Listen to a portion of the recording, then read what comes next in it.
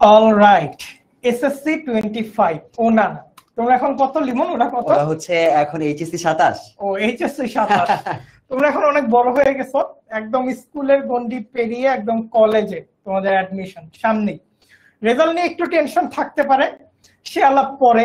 Result কেমন হয় না হয়, পরীক্ষা তো দেওয়া হয়ে গিয়েছে, বাকিটা উপর আল্লাহর হাতে। তো আজকে আমরা একটু আলাপ করব আমাদের সামনের কিছু ধাপ নিয়ে। সেই ধারাবাহিকতায় আজকে আমরা জিওগ্রাফি ক্লাসটা নিয়ে হাজির হব। জিওগ্রাফি ওরিয়েন্টেশন একটা ক্লাস করব। জিওগ্রাফি কি, কেমন, এইচএসসি তে কেমন, এসএসসির সাথে পার্থক্যটা কোথায়, সেটা নিয়ে আলাপ করব। তোমাদের সাথে আছে আমি আল রাব্বি সিমেন্স, আর সাথে আছে এবং আমি আছি ইয়াসিন আরাফাত লিমন। ওকে, আমরা দুইজন আপাতত আছি, এছাড়া আরো দুইজন কিন্তু তোমাদের সাথে জয়েন করবে। সেই দুইজন কারা কারা তোমরা হয়তো ইতিমধ্যে জেনেছো, অনেকে হয়তো জানো না, তবে কিছুক্ষণের মধ্যেই জেনে যাবে। তোমাদের জিওগ্রাফি ক্লাসটা আমি, লিমন, এছাড়া আরো যে দুইজনের কথা বললাম তারা দুইজনও নিবে। তো আজকে আমরা কি নিয়ে আলাপ করব? আজকে আমরা আমাদের ফুল জার্নিটা কেমন হবে এটা একটা ওভারভিউ দিব, যে আমরা যে সামনে জিওগ্রাফি ক্লাসগুলো করব সে ক্লাসগুলোতে কি থাকবে কি থাকবে না, আমরা কিভাবে সাজাবো আমাদের ক্লাসগুলোকে, সেগুলো নিয়ে আলাপ করব। তো প্রথমে লিমন, তার আগে একটু বলো যে জিওগ্রাফি তোর এসএসসি তেও পড়ছে, এইচএসসি তে কি জিওগ্রাফি পড়তে সমস্যা হওয়ার কথা না, কিন্তু অনেকেই আছে যারা এসএসসি তে সায়েন্সে ছিল বা কমার্সে ছিল, এইচএসসি তে এসে জিওগ্রাফিতে এনরোল করছে, ওদের জন্য কি জার্নিটা কঠিন হবে? আমার মনে হয় জার্নিটা তখন কঠিন হয় যখন ওদের প্রপার গাইডেন্স থাকে না। সে যদি এসএসসি তে যদি সে জিওগ্রাফি পড়ে থাকে, তার জন্য কিন্তু এইচএসসি তে সেটা কঠিন লাগতে পারে যদি কিনা সে প্রপার গাইডেন্স না পায়। তো আমার যে বক্তব্যটা সেটা হচ্ছে, ওদের যদি শুরু থেকে ওর একটা প্রপার গাইডেন্সের মধ্যে থাকে, সেটা ও সায়েন্স থেকে আসুক অথবা ও আর্টস থেকে আসুক, এই প্রপার গাইডেন্সে থাকলে কিন্তু ওর সমস্যা হওয়ার কথা না। রাইট, আমরা আমাদের গাইডেন্সটা কেমন তোমরা একটু ক্লিয়ার হয়ে যাবে। বিগত বছরগুলোতে আমাদের রেকর্ড কিন্তু খুবই প্রমিনেন্ট। লিমন, সো আমাদের কিন্তু তোমরা যারা এসএসসি তে আমার সাথে পড়েছো, আমার ক্লাস কিন্তু তোমরা জিওগ্রাফিতে পেয়েছো। সো এসএসসি তে যেমন তোমরা অনেক স্টুডেন্ট আমাদের কাছে পড়ো, তেমন কিন্তু এইচএসসি তেও আমাদের প্রতি বছর অনেক অনেক স্টুডেন্ট কিন্তু আমাদের সাথে পড়ে। যেমন এইচএসসি 25 এবং এইচএসসি 26, এদের কিন্তু অসংখ্য স্টুডেন্ট তোমরা দেখতে পাচ্ছ, নাম্বারটা কিন্তু অনেক বেশি, 9000 স্টুডেন্ট এবং 11000 স্টুডেন্ট। তারা কিন্তু কন্টিনিউয়াস বেসিসে আমাদের সাথে পড়ছে এবং আমরাই তাদের বিভিন্ন সাবজেক্টের ক্লাসগুলো কিন্তু নেই। সো এই এইচএসসি তে এত স্টুডেন্টদেরকে পড়ানোর যে এক্সপেরিয়েন্স, সেই এক্সপেরিয়েন্স থেকে কিন্তু আমি, সিমেন্স ভাই এবং আরো যারা দুজন আছে, তারা দুজন কিন্তু তোমাদেরকে গাইড করার চেষ্টা করব। এবং এই স্টুডেন্ট যারা কিনা গাইডেন্সের মধ্যে আছে, ওরা কিন্তু ওদের পরীক্ষার প্রস্তুতিতে অন্য সবার থেকে অনেক বেশি এগিয়ে আছে। ঠিক আছে? সো তোমরা যারা যারা আজকে যুক্ত হয়েছো ক্লাসে, আজকে কিন্তু আমরা পড়াশোনা করছি না ভাই, আমরা কি আজকে পড়াশোনা করছি না? আজকে কোনো পড়াশোনা, আজকে একটু গল্প আর স্ট্রেস রিলিফ করা রেজাল্ট নিয়ে অ্যাকচুয়ালি। সো তোমরা যারা কোর্সটাতে অলরেডি এনরোল করেছো, অনেকেই ভাবছো যে আমরা কিভাবে পড়াবো, কিভাবে তোমাদের জার্নিটা আগাবে। সো তোমাদের জার্নিটা কিন্তু মূলত এই যে স্টুডেন্ট, আমরা যে 9000 এবং 11000 স্টুডেন্টের কথা বলছি, ওরা যেভাবে ক্লাসে ক্লাস করছে ওদের মতোই খুব স্মুথলি তোমাদের জার্নিটা কিন্তু হবে। সো ভয় পাওয়ার কোনো কারণ নাই, তোমাদের সাথে আরো অসংখ্য শিক্ষার্থী আমাদের সাথে কিন্তু পড়াশোনা করছে। সো আমি একটু ওদের পাঠ্যক্রম একটু আমরা আলোচনা করি। সো পাঠ্যক্রমে তোমরা যদি একটু দেখো, তোমরা এসএসসি তে যারা আমার কাছে তোমরা পড়েছো, আমরা এসএসসি তে এসএমপি করেছি, তার পাশাপাশি আমাদের বিভিন্ন এফআরএল ক্লাস তোমরা করেছো। আমরা কিন্তু জিওগ্রাফির একদম শুরু থেকে শেষ পর্যন্ত তোমাদেরকে পড়িয়েছি। সো এসএসসি তে আমাদের কিন্তু 7টা সৃজনশীল প্রশ্নের উত্তর দিতে হয়েছে এবং 30 মার্কের এমসিকিউ ছিল। তোমাদের মাথার মধ্যে কিন্তু অন্য কোনো টেনশন ছিল না যে আমরা কি আদৌ আমাদের কোনো প্র্যাকটিক্যাল থাকবে কিনা। সো প্র্যাকটিক্যালের কিন্তু কোনো টেনশন তোমাদের মধ্যে ছিল না। কিন্তু এবারে এইচএসসি তে আমাদের কিন্তু প্র্যাকটিক্যাল তো থাকছেই, পাশাপাশি বই কিন্তু 2 ভাগে বিভক্ত হয়ে যাচ্ছে। অর্থাৎ তোমাদের জিওগ্রাফি ফার্স্ট পেপার এবং সেকেন্ড পেপার কিন্তু পড়তে হবে। এসএসসি তে তোমরা একটা বই পড়েছো, একটা বইয়ের মধ্যে 10টা চ্যাপ্টার ছিল, ওই 10টা চ্যাপ্টারই তোমরা 10টা থেকে 12টা চ্যাপ্টার ছিল, ওটা কভার করেছো, করলেই মোটামুটি তোমাদের এসএসসি সিলেবাস কমপ্লিট হয়ে গেছে। কিন্তু এইখানে আমরা কিন্তু দেখতে পাচ্ছি geography first paper, geography second paper. So এটা আলাদা আলাদা ভাবে, আমি ফার্স্ট পেপার যদি বলি 10টা চ্যাপ্টার থাকবে, যেটা নিয়ে একটু পরেই তোমাদেরকে সিমেন্স ভাই আরো বিস্তারিত বলবে। সেখানে কিন্তু আমাদের ফার্স্ট যে পরিবর্তনটা, এটা হচ্ছে ফার্স্ট পেপার এবং সেকেন্ড পেপার, সেটা খুব বড় একটা চেঞ্জ। সেকেন্ড হচ্ছে আমাদের কিন্তু সৃজনশীল 7টা লিখতে হবে না। দেখো এখানে আমাদের মোট 8টা সৃজনশীল থেকে 5টার উত্তর করতে হবে, প্রত্যেকটার জন্য 10 মার্ক। সে 10 মার্ক করে আমাদেরকে অ্যান্সার করতে হবে এবং এমসিকিউ থাকবে 25 মার্ক এবং তার বাইরে প্র্যাকটিক্যাল থাকবে 25 মার্ক। সো আমরা কিন্তু 10 মিনিট স্কুল থেকে তোমাদের এই যে 75 মার্কস আছে, অর্থাৎ ফার্স্ট পেপারে 75 মার্ক এবং সেকেন্ড পেপারে 75 মার্ক। এইটার জন্য তোমার যে প্রিপারেশন দরকার এই পুরো প্রিপারেশনটা কিন্তু আমরা তোমাদেরকে করিয়ে দিব। এবার আমি একটু দেখে নেই আরেকজন যার কথা আমরা বলছিলাম, তোমরা কিন্তু এসএসসি তে কিন্তু তাকে দেখেছো, সৌরভ ভাইয়া, ঠিক আছে? সৌরভ ভাইয়া কিন্তু তোমাদের এসএসসি তে জিওগ্রাফি ক্লাসে ছিল, তোমরা যারা ক্লাস করেছো তারা সবাই জানো। সো সেও কিন্তু থাকছে তোমাদের এই ফার্স্ট পেপার এবং সেকেন্ড পেপারের জার্নিতে। সৌরভ, ওরা কি এই ফার্স্ট পেপার সেকেন্ড পেপার দেখে অলরেডি কিন্তু অনেকেই ভাবতেছে যে এত কিভাবে শেষ করবো, ওরা কি শেষ করতে পারবে? একটা ভিডিও দিয়েছিলাম, মনে আছে তোমাদের? যে বলেছিলাম যে হচ্ছে দুইটা কথা মনে রাখতে, যে এইচএসসি তে কিন্তু অ্যাকচুয়ালি আমাদের কি সবকিছু সহজ নাম্বার তোলা। কেন নাম্বার তোলা সহজ? কারণ এই জায়গায় প্র্যাকটিক্যাল 25 নাম্বার। সো প্র্যাকটিক্যালে কিন্তু কেউ কখনো আটকায় না, এটা মাথায় রাখবা, সেটা যেই সাবজেক্টের প্র্যাকটিক্যাল হোক। সো তোমাদের সিমেন্স ভাই যদি আসে, উনি হচ্ছে আরো ভালো মতো বলতে পারবে। সৌরভ, আচ্ছা শোনো, সায়েন্সের পোলাপান না অনেক ভাব নেয়, বুঝছো? ওদের প্র্যাকটিক্যাল আছে, এই আছে সেই আছে। ওদের মানে জিওগ্রাফিক পোলাপান কি একটু এখন ভাবঠাপ নিতে পারবে? ওদেরও প্র্যাকটিক্যাল আছে, পোলাপান বুঝবে না, অন্য কেউ পোলাপানরা বুঝবে না। বলবো আমরাও এখন বুঝি, প্র্যাকটিক্যাল আমাদেরও আছে। সো আমরা হচ্ছে যে 25 নাম্বার আছে, এটা তোলা কিন্তু অনেক বড় একটা মার্কস। মানে ধরো 100-তে 25, মোটামুটি 24-25 সবাই পাই। সো 24-25 যখন তোমার মানে খুব কম এফোর্ট দিয়ে তুমি পেয়ে যাচ্ছ, তোমার এ প্লাস পাওয়াটা কিন্তু অনেক ইজি হয়ে যাচ্ছে। অন্যান্য সাবজেক্টে কিন্তু এ প্লাস পাওয়াটা একটু কঠিন হলেও এই জিওগ্রাফিতে এ প্লাস পাওয়াটা একটু সহজ। এই 25 নাম্বার তুমি পেয়ে যাচ্ছ।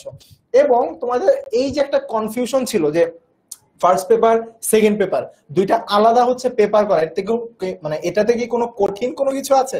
উত্তর হচ্ছে না। দুইটা দুই রকম বিষয় নিয়ে ভাগ করে দেওয়া হয়েছে, আমরা এখন এলাবোরেটরি পড়বো, জাস্ট এতটুকুই ডিফারেন্স, আর কোনো ডিফারেন্স নাই। এমনকি কিছু কিছু জায়গায় দেখবা যে এসএসসির সাথে টপিক গুলা একদম ডিরেক্ট সরাসরি মিল পাচ্ছ। সো তোমার পড়তে গিয়ে যে অসুবিধা হবে এরকম কিন্তু না, ঠিক আছে? So first paper second paper actually কোনো সমস্যা না বা কোনো কঠিন কিছু না।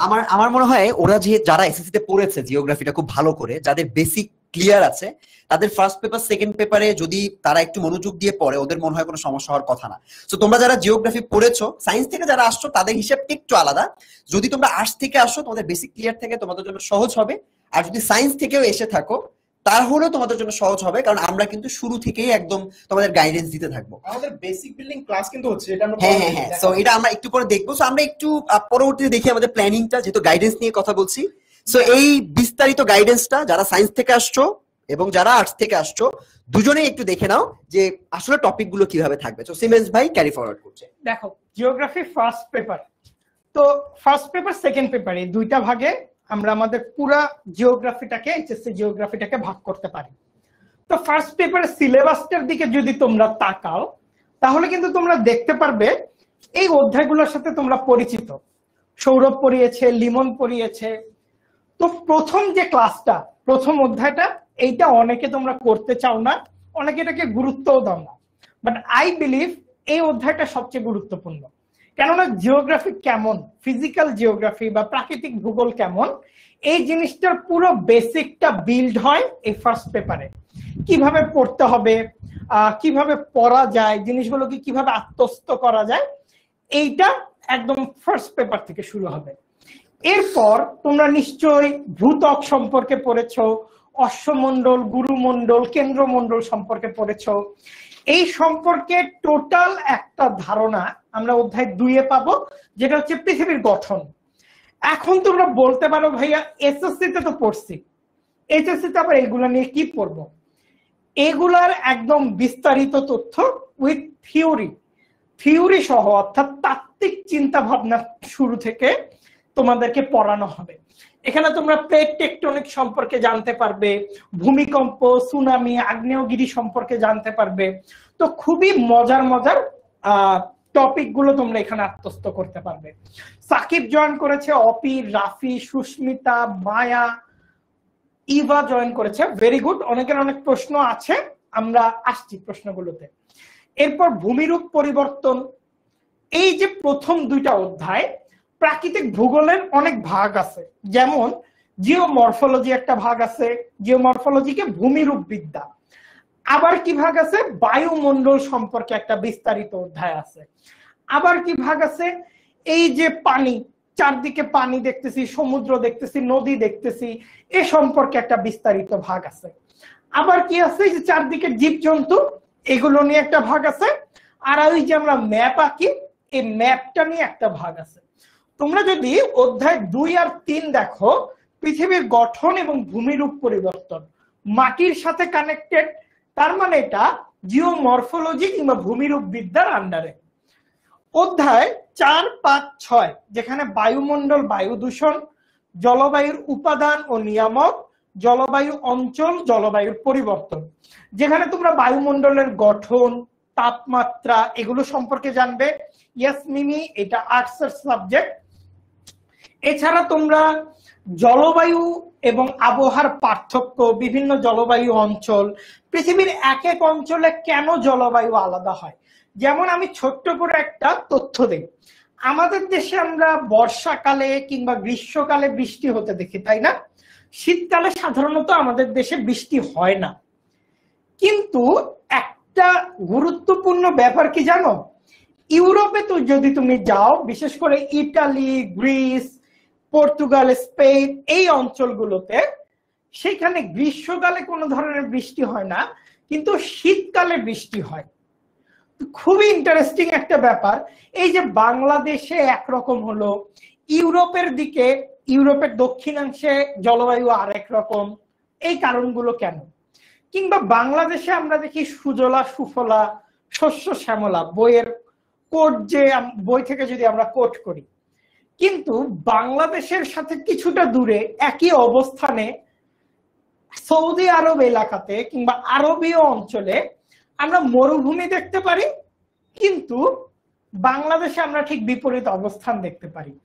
এই যে এই ধরনের বিভিন্ন আলোচনা, এই আলোচনাগুলো আমরা অধ্যায় 4, 5, 6 থেকে জানবো। এরপর রয়েছে অধ্যায় 7, 8 বায়ুমণ্ডল এবং সমুদ্র স্রোত ও জোয়ার ভাটা। তো বায়ুমণ্ডল এবং সমুদ্র স্রোত, জোয়ার ভাটা কি? বিভিন্ন সাগর, মহাসাগর থেকে শুরু করে বিভিন্ন হ্রদ, উপসাগর ইত্যাদি নিয়ে আমরা জানবো। একই সাথে জানবো কিভাবে একটা সমুদ্র স্রোত একটা মহাদেশের পাশ দিয়ে বয়ে যাওয়ার ফলে সেখানে একটা মরুভূমি গড়ে উঠেছে। এটা ভাবা যায় যে একটা মহাসাগরীয় স্রোতের জন্য একটা মরুভূমি গড়ে উঠেছে, এবং একই সাথে সে মরুভূমিতে গেলে কিন্তু তোমার গরম লাগবে না, সে মরুভূমিটা ঠান্ডা প্রকৃতির। এরকম মজার কিছু বিষয়গুলো আমরা সলভ করব। এছাড়া অধ্যায় 9 তোমরা দেখতে পাচ্ছ জীবমণ্ডল। তার মানে জিওগ্রাফি কি আমরা দেখলাম, জিওগ্রাফিতে মাটি থাকে, জিওগ্রাফিতে পানি থাকে, জিওগ্রাফিতে বায়ু থাকে। এই তিনটার সমন্বয়ে আমরা দেখি যে একটা প্রকৃতি তৈরি হয়, একটা জীব, একটা প্রাণ তৈরি হয়। তো সেসব নিয়ে পূর্ণাঙ্গ আলোচনা থাকবে জীবমণ্ডলে। আর রয়েছে মানচিত্র ভিত্তিক ক্লাস। ওকে, এরপর সেকেন্ড পেপারে যাই। ফার্স্ট পেপারটা কি তোমাদের খুব কঠিন লাগলো? আরশিকা, সুমাইয়া, আয়েশা, মিমি, ফাতেমা, তোমরা একটু কমেন্টে জানাও ফার্স্ট পেপার কি কঠিন লাগলো নাকি। এর মাঝে আমি একটু আমার পরিচয় দিই। আমি প্রায় 7 বছরের উপর জিওগ্রাফি পড়াচ্ছি। 10 মিনিট স্কুলে রয়েছি 2019 থেকে। আমি পড়াশোনা করেছি জাহাঙ্গীরনগর বিশ্ববিদ্যালয়ের ভূগোল ও পরিবেশ বিভাগ থেকে। অনার্স মাস্টার্স দুটোই কমপ্লিট করেছি, এবং আমার ইচ্ছা, একদম ক্যারিয়ারের ইচ্ছা যদি জিজ্ঞেস করো, একদম শিক্ষকতা এবং গবেষণা, এই দুইটাতে আমার খুবই ইচ্ছা। তো আমিও আশা করব তোমরা আমার মতো বড় হয়ে অনার্স মাস্টার্সে কিন্তু জিওগ্রাফি নিয়ে পড়বে। কোর্স নেই নাই, লিংকে ক্যাপ দিছি, হয়ে গেছে। ওকে, আচ্ছা, এটা অনলি পেইড স্টুডেন্টের। ওকে, তোমাদের কাছে আশা করছি জিওগ্রাফি ফার্স্ট পেপার খুব একটা কঠিন লাগেনি। সেকেন্ড পেপারটা একটু আসি। তো তেমন না, অপি বলছে তেমন না, ফাতেমা বলছে না ভাইয়া আমরা আছি, কেন কঠিন লাগবে, তাই না বলো? তারপরে আর কেউ না ভাইয়া, সাকিবও বলছে না ভাইয়া কঠিন লাগে নাই। ওকে, এরপর আমরা সেকেন্ড পেপারটায় আসি। সেকেন্ড পেপারটা কেমন? ধরো জিওগ্রাফি ফার্স্ট পেপারে আমরা লক্ষ্য করলাম আমাদের আশেপাশের সব প্রাকৃতিক উপাদান নিয়ে আমরা আলোচনা করি, তাই না? সমুদ্র স্রোত কিংবা বায়ুমণ্ডল কিংবা জীবমণ্ডল নিয়ে আলোচনা করি, যা আমাদের আশেপাশে এনভায়রনমেন্টের ভিতরে আছে সেগুলো নিয়ে। কিন্তু এর বাইরেও তো দুনিয়ায় অনেক কিছু আছে, তাই না? এর বাইরে অর্থনীতির একটা ব্যাপার আছে। এর বাইরে যে আমি টি শার্ট পরছি, কেন আমি এখন টি শার্ট পরছি, কেন উপরে সোয়েটার পরি নাই, কেন ইউএসএ তে একটা মানুষ এখন আমার সময় ক্লাস নিতে গেলে তার সোয়েটার পরা লাগতেছে, ইত্যাদি আরো অনেক ব্যাপার আছে। এই যে এরকম ফ্যাশন, স্টাইল, বাণিজ্য, কিংবা ধরো অর্থনৈতিক ব্যাপার, কিংবা কৃষি। আমরা ভাত খাই, আফগানিস্তানের মানুষ রুটি খেতে পছন্দ করে কেন? আমরা এশিয়ানরা, বিশেষ করে সাউথ বা সাউথ ইস্ট এশিয়ানরা ভাত খেতে পছন্দ করি। তাহলে এগুলোর তো বিভিন্ন কারণ আছে, এই পুরো কারণগুলো ব্যাখ্যা করা আছে জিওগ্রাফির সেকেন্ড পেপার ক্লাসে। সো আই হোপ তোমরা ফার্স্ট পেপার এবং সেকেন্ড পেপারের সূক্ষ্ম পার্থক্যটা অনেকটাই বুঝতে পারছো। তো ফার্স্ট পেপারে আবারও বলি, প্রথম অধ্যায়টা হচ্ছে এই যে সেকেন্ড পেপারটা কি, এটা নিয়ে মানব ভূগোল। তার মানে ফার্স্ট পেপারে আমরা দেখেছি যে প্রথম অধ্যায়টার নাম ছিল প্রাকৃতিক ভূগোল, অর্থাৎ পুরো ফার্স্ট পেপারটাই প্রাকৃতিক ভূগোল এই নামটা নিয়ে যাত্রা করে।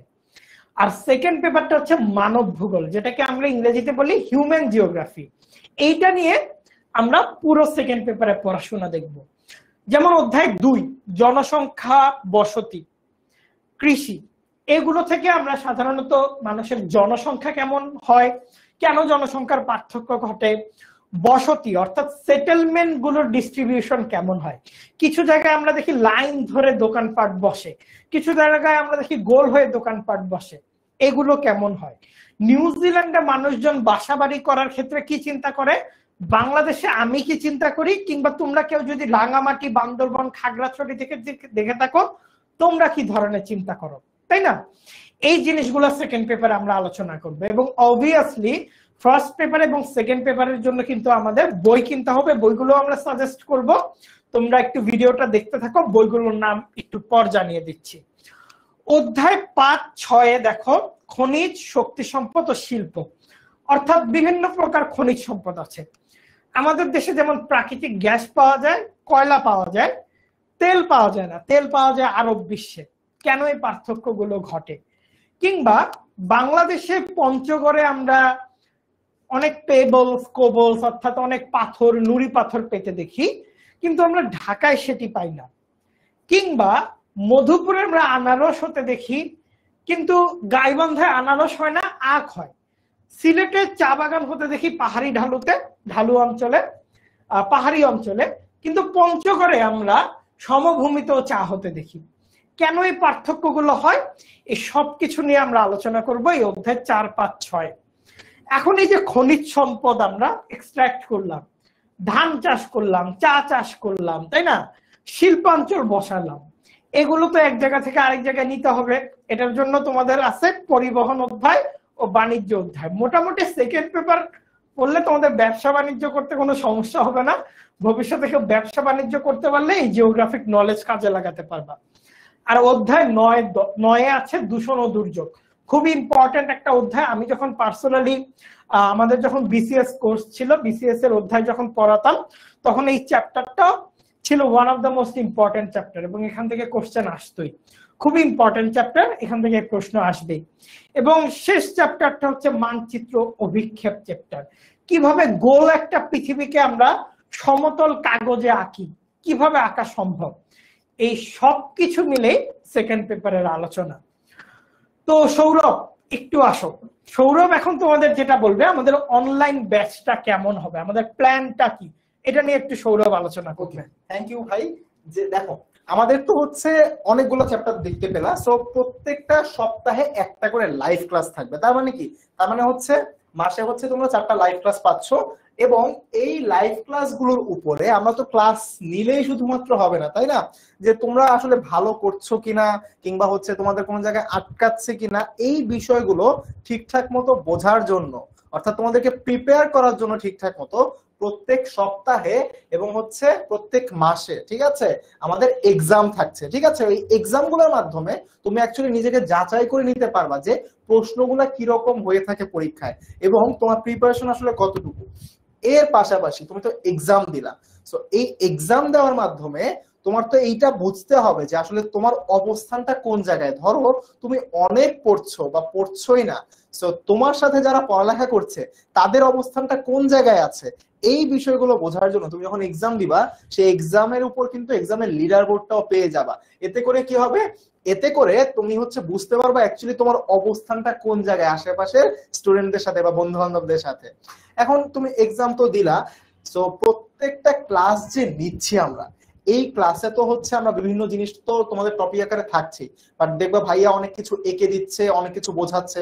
সো এই যে স্লাইডটা, এই স্লাইডটা দাগানো যে স্লাইডটা থাকবে, এই লেকচার স্লাইডটাও কিন্তু তোমরা হচ্ছে তোমাদের অ্যাপে পেয়ে যাবা, ঠিক আছে? সো এই ক্লাস নেওয়ার মাধ্যমে ধরো কোন একটা জিনিস তুমি বুঝতে পারছো কিনা বা তুমি অ্যাকচুয়ালি ক্লাসে মনোযোগী আছো কিনা, এই ব্যাপারটা বোঝার জন্য আমরা কিন্তু ক্লাসের মাঝখানে কি করছি, ইন ক্লাস পোল কুইজ রাখছি।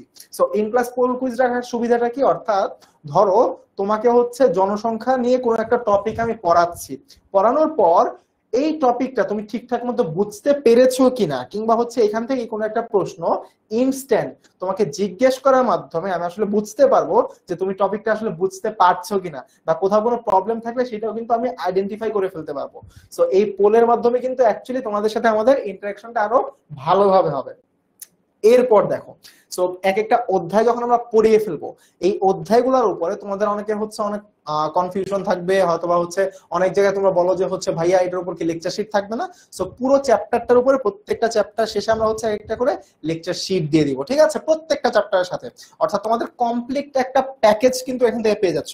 লাইভ ক্লাস তো হচ্ছে, এর পাশাপাশি তুমি হচ্ছে এক্সাম পাচ্ছ, একই সাথে স্লাইডটা পাওয়ার পাশাপাশি তোমার কিন্তু লেকচার শিটও পেয়ে যাচ্ছ। অর্থাৎ পুরো প্রস্তুতি তুমি এখান থেকে বসেই কিন্তু তোমার হয়ে যাচ্ছে।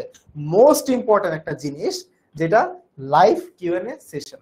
সো এই যে আমরা এক একটা চ্যাপ্টার শেষ করলাম, চ্যাপ্টার শেষ করার পর তোমার মনে প্রশ্ন আসলো, ভাইয়া তো এই ব্যাপারটা বললো না, বা হচ্ছে কোনো কনফিউশন তৈরি হলো, এই কনফিউশনটা তো আমাকে বোঝার বা আমাকে বলার ওয়েটা কি, তাই না? আমাকে বলার ওয়েটা হচ্ছে যে আমাদের লাইভ কিউএনএ সেশন, এই সেশনটাতে সরাসরি তুমি হচ্ছে আমাকে প্রশ্ন করতে পারবা। সো যখন তোমার সরাসরি প্রশ্নটা করছো, তোমার উত্তরটা কিন্তু তুমি তখনই পেয়ে যাচ্ছ, ঠিক আছে? সো এই লাইভ কিউএনএ সেশনটা নিয়ে আমরা পরেও দেখবো, আমাদের স্লাইডে আছে। সো এই জায়গায় কিন্তু তোমাদের সাথে আমাদের আরো একবার সরাসরি ইন্টারাকশন হবে। অ্যাকচুয়ালি এই জায়গাতেই সবচেয়ে বেশি ইন্টারাকশনটা হবে, তুমি হচ্ছে সরাসরি কথা বলার সুযোগ পাবা। এবং এই যে এত কিছু পড়ানোর পর আমাদের একদম এইচএসসির জন্য এইচএসসি স্টাইলে পূর্ণাঙ্গ কিন্তু 3টা মডেল টেস্ট থাকছে। অর্থাৎ তুমি কি এই কোর্সটাতে যখন এনরোল হয়ে যাচ্ছ, শুরু থেকে তোমার ডেইলি এক্সাম, তারপর হচ্ছে মান্থলি এক্সাম দেওয়ার পরবর্তীতে যখন একদম ফুললি প্রিপেয়ার্ড, তখন কিন্তু 3টা মডেল টেস্টের মাধ্যমে একদম এইচএসসির জন্য তোমাকে প্রিপেয়ার্ড করে ফেলা হবে, ঠিক আছে? সো অনলাইন ব্যাচে তো তোমরা তোমাদের দেখেছোই যে হচ্ছে প্রত্যেক সপ্তাহে একটা করে ক্লাস হবে, এবং বেসিক্যালি তোমাদের অনেকেরই যেহেতু ক্লাস সকালে থাকবে, অনেকেরই যেহেতু হচ্ছে হয়তোবা দুপুর বা হচ্ছে 12টা থেকে শুরু হতে পারে। সো তোমাদের ক্লাস শেষ হওয়ার পর তোমরা বাসায় আসার পর যেন ক্লাসটা করতে পারো, এই জন্য আমরা সেই টাইম অনুযায়ী হচ্ছে অর্থাৎ বিকালে বা সন্ধ্যায় হচ্ছে ক্লাসটা স্টার্ট করব, ঠিক আছে? এবং এই যে পুরো কোর্সটা আমাদের জিওগ্রাফির, এই কোর্সটা কিন্তু আমরা 8 মাসের মধ্যে পুরো কমপ্লিট শেষ করে দিব। যেন তোমাদের তোমরা অনেকে মনে করো যে হচ্ছে আমাদের এইচএসসি কিন্তু 2 বছরের, এইচএসসি কিন্তু একদমই 2 বছরের না। দেখবা এই যে ক্লাস শুরু হচ্ছে, ক্লাস শুরু হওয়ার পরবর্তীতে প্রথম 6 মাসে দেখবা একটা না এমন ভাবে তোমার হচ্ছে এক্সাম হচ্ছে, ফার্স্ট ইয়ার শেষ হয়ে যাচ্ছে, দেখবা 12 মাসে যেই ফার্স্ট 1 বছর হওয়ার কথা, 12 মাসে কিন্তু হচ্ছে না। সো পুরো কোর্সটা আমরা 8 মাসেই শেষ করে দিব, যেন হচ্ছে তোমরা কি করতে পারো, যেন হচ্ছে তোমরা রিভিশন দেওয়ার মাধ্যমে এইচএসসি তে ভালো মতো বসতে পারো, ঠিক আছে? এবং মোস্ট ইম্পর্টেন্টলি যে আমাদের কোর্স 8 মাসে শেষ হয়ে গেলে কি ভাইয়া এইচএসসি এর টাইমে কি আমরা এই লাইভ ক্লাসগুলো পাবো না? উত্তর হচ্ছে পাবা। তোমাদের এই যে লাইভ ক্লাস শেষ হয়ে গেলেও ক্লাসের এক্সেস কিন্তু তোমাদের এইচএসসি পর্যন্ত থাকবে। অর্থাৎ 27 সালে তোমরা যে এইচএসসি দিবা, সেই এইচএসসির আগ পর্যন্ত কিন্তু তোমার এই কোর্স থাকবে। অর্থাৎ তুমি যে এনরোলড হয়েছো, সেই কোর্সের এক্সেস কিন্তু তোমার কাছে থাকছে। এখন ভাইয়াকে আমি একটু ডেকে নেই যে হচ্ছে বুক লিস্টের ব্যাপারে তোমাদেরকে কিছু বলার জন্য। ওকে, সৌরভকে ধন্যবাদ, অনেক সুন্দর করে মানে পুরোটা বুঝালো তোমাদের কিভাবে আমাদের কোর্স প্ল্যানটা হয়েছে। তবু আমি একবার সাম আপ করি। আমরা আপাতত প্রতি সপ্তাহে একটি করে ক্লাস করব, এবং এই ক্লাসটা হবে আমাদের মূলত বেসিকটা ডেভেলপ করার জন্য, যে পুরো এইচএস এর জিওগ্রাফিটা আমরা কিভাবে পড়বো। এরপর তো আমাদের সাপ্তাহিক পরীক্ষা, লিডার বোর্ড, পূর্ণাঙ্গ মডেল টেস্ট এগুলো আছে। তো এটাও তোমরা শুনেছ, সৌরভ বলেছে প্রতিটা ক্লাসের শেষে আমরা আমাদের যে দাগানো স্লাইড, এই স্লাইডটা কিন্তু তোমাদেরকে প্রোভাইড করব, রাইট? তো এই স্লাইডটা প্রোভাইড করলে কি আমাদের পড়াশোনা শেষ? না, আমাদের কিন্তু সবচেয়ে ভালো মানে সবচেয়ে ইম্পর্টেন্ট ব্যাপার হচ্ছে আমাদের বই পড়তে হবে, এবং বই খুব ভালো মতো পড়তে হবে। বই যদি আমরা না পড়ি, শুধুমাত্র আমরা আমাদের ক্লাস এবং ক্লাসের যে স্লাইড আছে এইটার উপর যদি ডিপেন্ড করি, আমাদের পড়াশোনা আগাবে না, আমরা ভালোও করতে পারবো না। তো দেখো এইখানে 2টা করে বই সাজেশনে দেওয়া আছে, এবং আমি তোমাদের রিকোয়েস্ট করব, তোমরা যদি একটু কষ্ট করে, ধরো ফ্যামিলি থেকে যদি সমস্যা হয়ও, একটু কয়েকদিন যদি একটু টিফিনের টাকা বাঁচাতে পারো, কিংবা এই যে এসএসসি তে ভালো রেজাল্ট করলে বৃত্তি পাবা, একটু বৃত্তির টাকা বাঁচাতে পারো, কিংবা ধরো যে সালামি পাও বিভিন্ন উৎসবে, এরকম টাকা যদি বাঁচাতে পারো তাহলে 2টা বই কিনে নিও। তবে যাদের একদম 2টা কিনতে সমস্যা আছে, আমি সাজেস্ট করব প্রথম বইটা তাড়াতাড়ি কিনে ফেলতে। প্রথম বইটা দেখছো ডক্টর সৈয়দ শাহজাহান আহমেদের, এবং সেকেন্ড পেপারের জন্য আমি এই বইটা সাজেস্ট করব। মূলত আমাদের স্লাইড গুলো ডক্টর সৈয়দ শাহজাহান আহমেদ স্যারের বইটা ফলো করেই তৈরি করা হবে।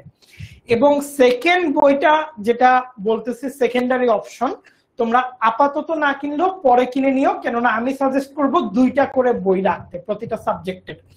প্রফেসর মোয়াজ্জেম হোসেন চৌধুরী স্যার, ওনার বইটাও বেশ ভালো, আমাদের স্টাডি করে মনে হয়েছে এই 2টা বই কিন্তু তোমরা কিনতে পারো। তো এই 2টা বই তোমরা একটু লিখে রাখবে, ডক্টর সৈয়দ শাহজাহান আহমেদ স্যার এবং প্রফেসর মোয়াজ্জেম হোসেন চৌধুরী স্যার। আর আপাতত ফার্স্ট প্রায়োরিটিতে আমরা শাহজাহান স্যারের বইটাকে আগে রাখছি, এবং এটা দ্রুত কিনে ফেলা ভালো। আর দিনের বা সন্ধ্যার কখন ক্লাস হবে সেটা তোমরা দ্রুত জানতে পারবে, সেটা নিয়ে টেনশনের কারণ নাই। আপাতত তো ব্যস্ততা নাই, কেউ তো কলেজে বা ইউনিভার্সিটিতে ভর্তি হয়ে যাও নাই, তাই না? আমরা এই তো সামনে ক্লাস শুরু করব, তখন খুব তাড়াতাড়ি জানিয়ে দিতে পারবো। আর আমাদের টিচার প্যানেল, সৌরভ একটু আসো, আমাদের টিচার প্যানেল সম্পর্কে একটু বলি। আমি ক্লাস নিচ্ছি প্রায় 7 বছরের উপর, জিওগ্রাফি পড়াচ্ছি, এবং 10 মিনিট স্কুল আমি 2019 সাল থেকে পড়াচ্ছি।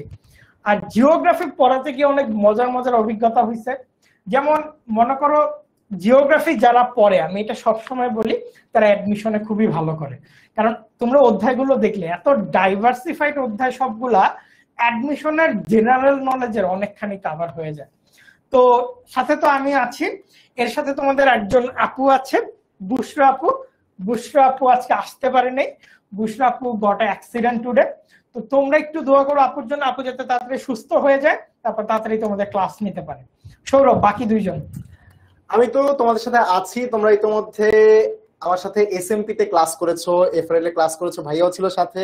সো ভাইয়া তো বললোই, আমি নিজেও হচ্ছে ভাইয়ার ক্লাস করেছি অ্যাকচুয়ালি।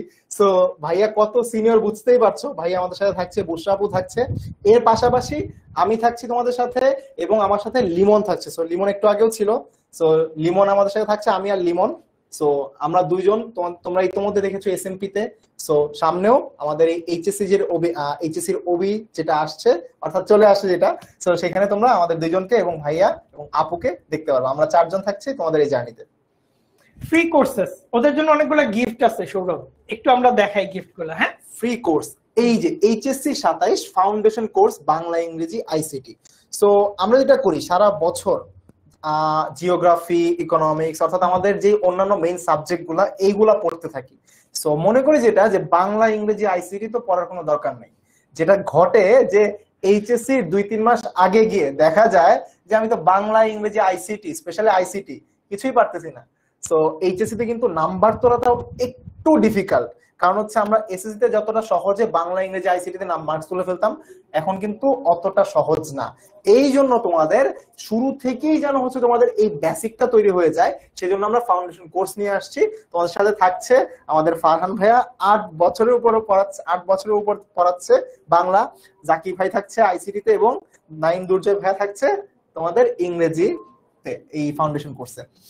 আরেকটা ইম্পর্টেন্ট অ্যানাউন্সমেন্ট হচ্ছে, তোমরা যদি কোর্সটা কিনে ফেলো, কলেজ অ্যাডমিশন কোর্স 2025 একদম ফ্রিতে পেয়ে যাচ্ছ।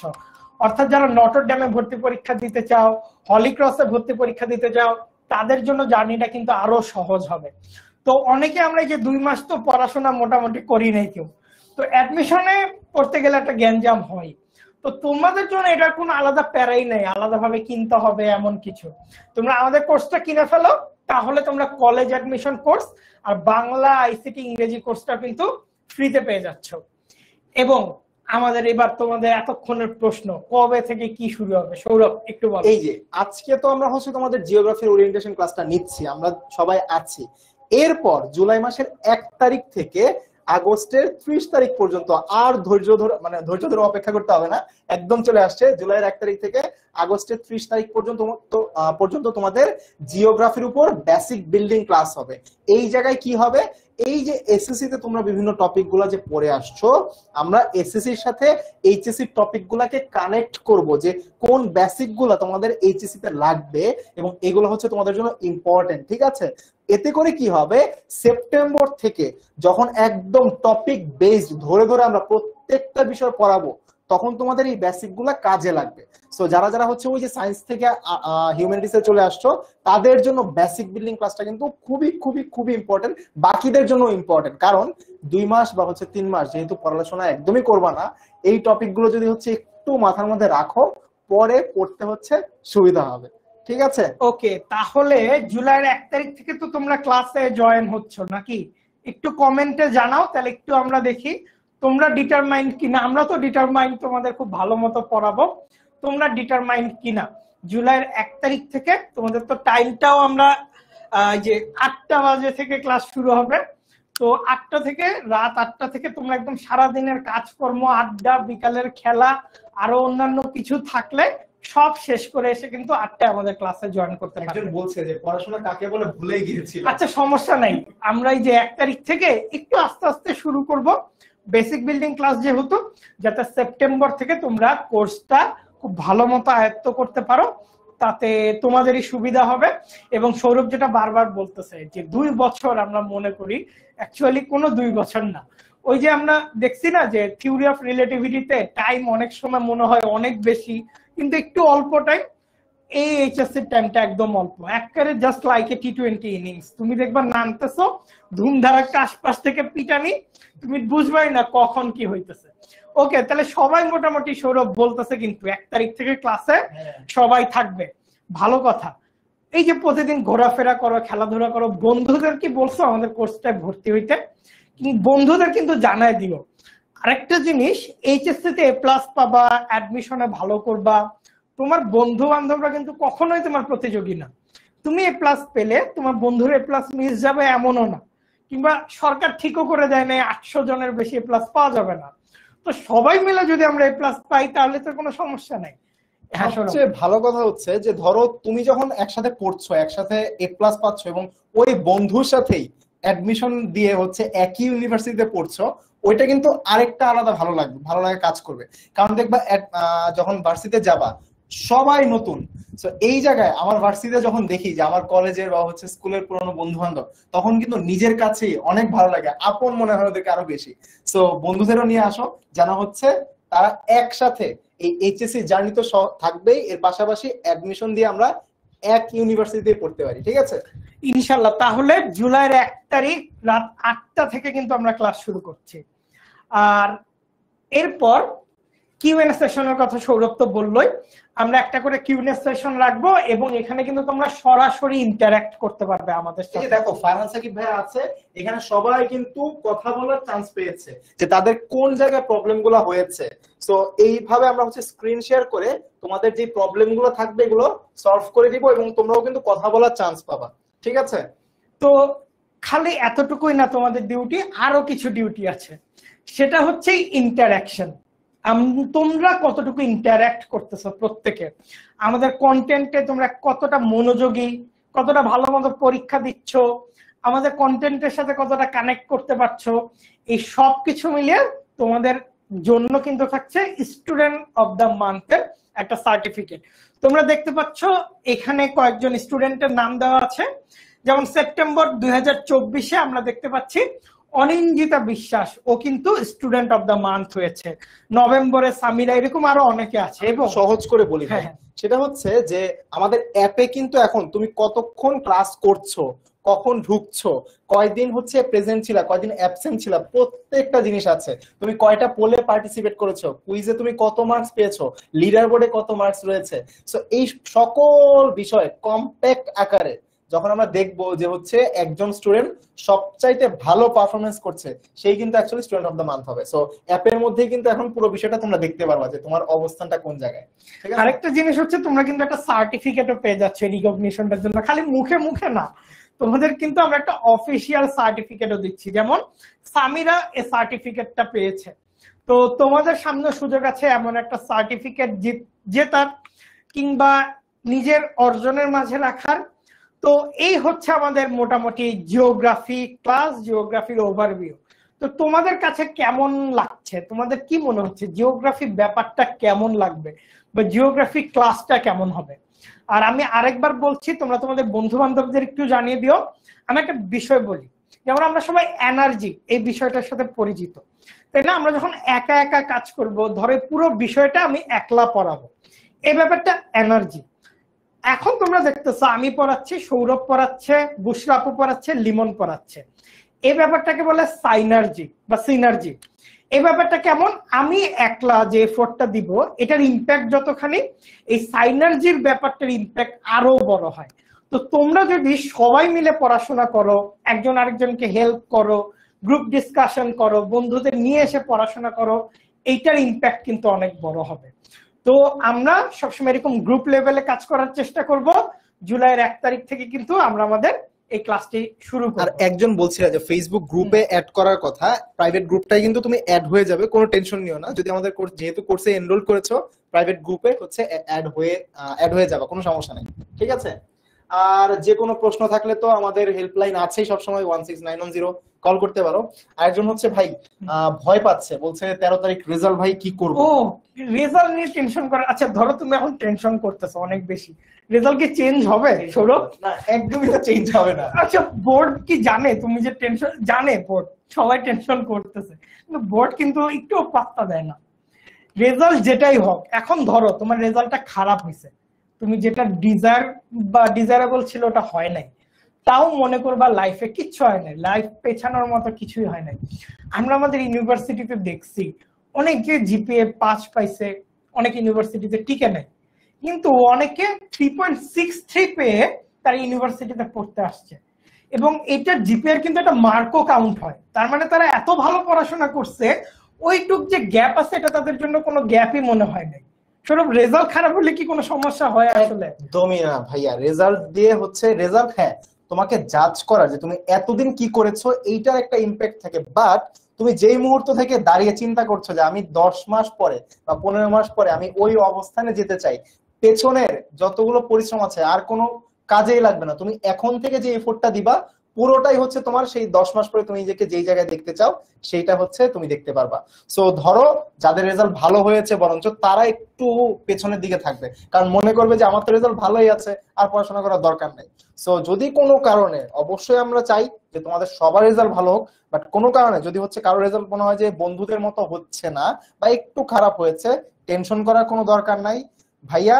এইচএসসি তে ভালো করো। আমি একটা কথা বলে শেষ করবো, সেটা হচ্ছে যে যখন আমার হচ্ছে নটরডেমে হচ্ছে চান্স পাই নাই, যদিও আমি এফোর্ট দিয়েছিলাম, সো হয়তো ভাগ্যে ছিল না, সো যখন আমি নটরডেমে চান্স পাইনি তখন এর পরবর্তীতে ভাইয়া যেটা হয় যে আমার কাছে মনে হয়েছিল যে কলেজে তো আসলে তাহলে হয়তো আমি ভালো আর করতে পারবো না হয়তো, বাট ওই যে চান্স পাই না, আমার আম্মু আমাকে একটা কথা বলেছিল যে যেহেতু তুমি কলেজে চান্স পাও নাই, তুমি হচ্ছে ভার্সিটি অ্যাডমিশনে গিয়ে দেখায় দাও যে এই চান্স না পাওয়াটাই তোমার সবচেয়ে বড় এনার্জি ছিল। সো অ্যাকচুয়ালি তাই ঘটেছে যে কলেজে চান্স না পেলেও হচ্ছে আমি কি করেছিলাম যে ওই এফোর্টটা দিয়ে গিয়েছি, যেটা হচ্ছে আমি অ্যাকচুয়ালি এইচএসসি এবং ভার্সিটি পর্যন্ত গিয়ে এটার ফলটা আমি পেয়েছি। সো আবারও বলছি যে যদি মনে হয় যে এসএসসি তে কোনো কারণে যে হচ্ছে ভালো হচ্ছে না, টেনশন করার কোনো দরকার নাই ভাইয়া। লাইফ কখনো থেমে থাকে না, লাইফ সবসময় তোমার সামনের দিকে যাবে, আর যত সামনে যাবে তত অপরচুনিটিস বেশি আসবে। সো টেনশন করার কোনো দরকার নেই, রেজাল্টের চিন্তা একদম ভুলে যাও, তুমি এইটা চিন্তা করো নেক্সট 8 মাস তুমি কি করবা। ঠিক আছে, তো ভাইয়া যদি কিছু বলতেন। ওই যে একজন নবনী প্রশ্ন করেছে, ভাইয়া ফ্যামিলি আর সোসাইটি এগুলাকে বুঝবে। শোনো, ধরো তুমি রেজাল্ট খারাপ করলা, এখন না খারাপ করলে একটু কথা শুনতে হয়, এটা খুবই বাস্তবতা। আশেপাশে সবাই তোমাকে একভাবে বুঝবে না, এটাও একরকম বাস্তবতা, তাই না? ধরো তোমার রেজাল্টটা খারাপ হলো, তুমি ডিটারমাইন্ড হও 2 বছরের জন্য যে তুমি 2 বছর পর তাদের উত্তরটা দিবা, বা তাদের উত্তরও দেওয়ার প্রয়োজন নাই। তুমি যদি মনে করো তুমি একটা ধাপে আছো, তুমি নিজেকে নেক্সট ধাপে নিতে চাও, সেটা বাইরের মানুষ, তুমি যদি নেক্সট ধাপে নিজেকে নাও তাহলে এমনি দেখতে পারবে। তো ফ্যামিলি সোসাইটি যদি কিছু বলেও অনেক সময় খারাপ লাগবে, ডিপ্রেসড লাগবে, বাট নিজেকে ডিটারমাইন্ড রাখবা, নিজেকে ডিটারমাইন্ড রাখবে এটা বলে যে তোমার সামনে আর অনেকগুলো অপরচুনিটি আছে।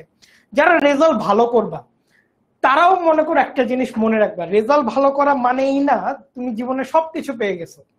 আর যারা খারাপ করছে এটার মানে এও না তুমি জীবনে অনেক কিছু হারায়ও ফেলছো।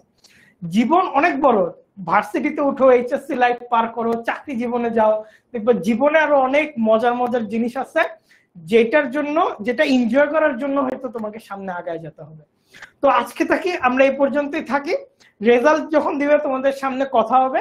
আর এর মাঝে যদি জিওগ্রাফি নিয়ে আমরা কথা বলতে চাই তাহলে আমাদের তো গ্রুপ আছেই, HSC 27 স্টার স্টুডেন্টস গ্রুপে, আশা করি তোমরা সবাই আছো সেই গ্রুপে। আমরা বিস্তারিত কথা বলবো, কারো কোনো কোশ্চেন থাকলেও তোমরা আমাদেরকে রিচ করতে পারো বা জানিয়ে দিতে পারো, তাহলে তোমাদের সব কনফিউশন ক্লিয়ার হয়ে যাবে। আর বন্ধুদের এই কোর্সটাতে অবশ্যই ভর্তি হতে বলবে। সবাই মিলে একসাথে পড়াশোনা করব, প্রতিযোগিতার চেয়ে সহযোগিতায় মন দিব বেশি। তো আজকের মতো আমি আর সৌরভ এখানে বিদায় নিচ্ছি।